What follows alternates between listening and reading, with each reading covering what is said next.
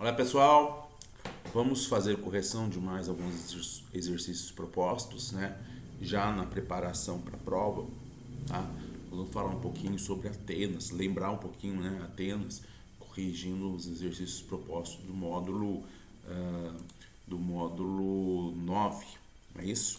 Então vamos para lá rapidamente fazer a correção desses exercícios. Tá?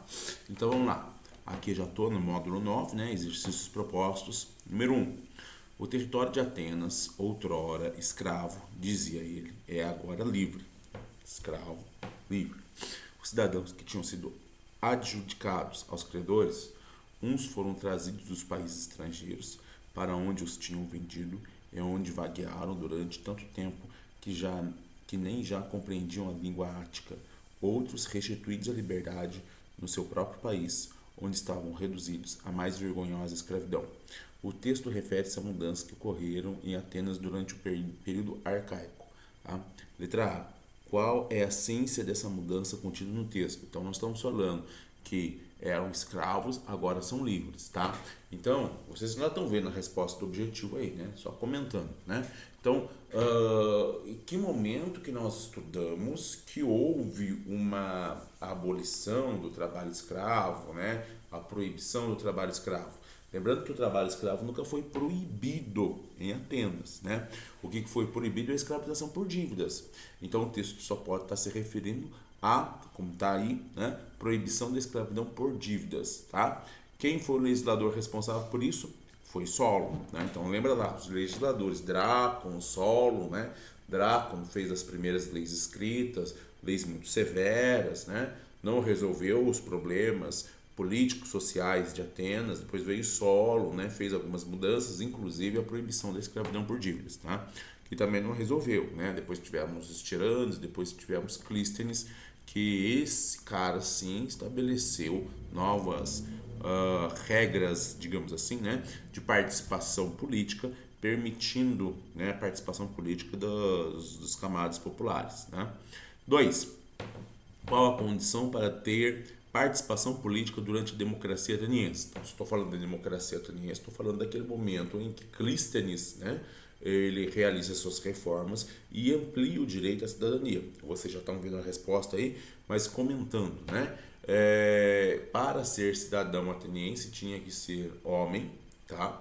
Livre, tá? Então assim, bacana demais, permitiu com que as pessoas, as camadas populares tivessem direito à participação política, né? Isso só vai voltar na história, né? Cara, mais de 2.000 anos depois, né? Dessas reformas de Clístenes, mais de 2.000 anos depois é que vai voltar esse entendimento de que todos, né, os homens, pelo menos, né, sem um critério censitário, pode participar da política, tá? Então aqui foi um grande avanço na história, mas o que eu estou querendo dizer? Não eram todos que tinham direito à participação política, né? Então estava restrito aos homens, as mulheres não tinham direitos políticos, né? Maiores de idade, livres, ou seja, ainda tinha escravidão, né? Os escravos não tinham direito, obviamente não tinham direito à participação política, e filhos de pais atenienses, ou seja, os estrangeiros estavam excluídos. Lembrando que não bastava o camarada ter nascido em Atenas, os pais tinham que ser atenienses, tá? Então, pais estrangeiros, né? A criança nasceu em Atenas, ele alcança a maioridade, ele pode ser cidadão, não. E os pais dele deveriam ter já nascido em Atenas, né? Muito bem. Número 3. O que implica o sistema da polis é uma extraordinária preeminência da palavra sobre todos os outros instrumentos do poder. Palavra, discussão, né, debate, né, convencimento através do debate. Como assim, professor? Convencimento. Né? Eu tenho direito de voz nas tomadas de decisões, né, nas polis, principalmente Atenas, estamos falando de Atenas. Eu tenho ali um debate político, eu tenho direito à voz, eu tenho direito a argumentar, eu tenho direito a tentar convencer, né, os meus pares, né, os outros cidadãos, de que aquela proposta deve ser aprovada. Né? Então, estou falando exatamente dessa questão, né, o poder da palavra. Né? A palavra constitui o debate contraditório, a discussão, a argumentação, a polêmica. torna-se a regra do jogo intelectual, assim como do jogo político. Na configuração política da democracia ateniense, democracia grega, em especial a ateniense, a ágora tinha por função. O que era a ágora? Era o espaço onde ocorriam os debates políticos. Era o espaço onde os cidadãos se reuniam para discutir, para debater as propostas e apresentar o seu voto, né? E aprovar ou não, né, essas propostas que eram realizadas, né? Então vamos para a letra C, né? Constituir o lugar onde o corpo de cidadão se reunia para deliberar sobre as questões da comunidade. Letra C, ok? Vamos para a 4, que está aqui em cima, ó. Nesse período, o governo era monopolizado pelos eupátridas. O regime monárquico e hereditário era encabeçado pelos basileus, chefe de guerra, juiz, sacerdote, cujo poder era limitado por um conselho de aristocratas, o Areópago. Tá? Então aqui eu estou falando de um período mais arcaico, né, de Atenas. Bom, eu estou falando de um período mais arcaico, não pode ser letra A, não é o período clássico. Né? No período clássico vou ter ali já a cidadania ateniense de Clístenes bastante consolidada, né? Então não pode ser. Organização política da polis grega, segundo a descrição de Homero na Ilíada, a Ilíada não descreve a organização da política de Atenas. C. Estrutura política de Esparta. Não, se eu estou falando de Basileu, se eu estou falando de Areópago, né? É lógico que fica fácil responder, né? Descartar essa letra C, porque nós estamos dando Atenas, né? Mas se tivesse no meio de uma prova, né? Prova bimestral, por exemplo, né? Que a gente está tratando da Grécia no geral, tá? É de Atenas, é de Esparta, será que a C está certa ou errada? Se eu estou falando de Basileus, que era o chefe político, o rei, estou falando de Areópago, eram instituições atenienses, não pode ser de Esparta.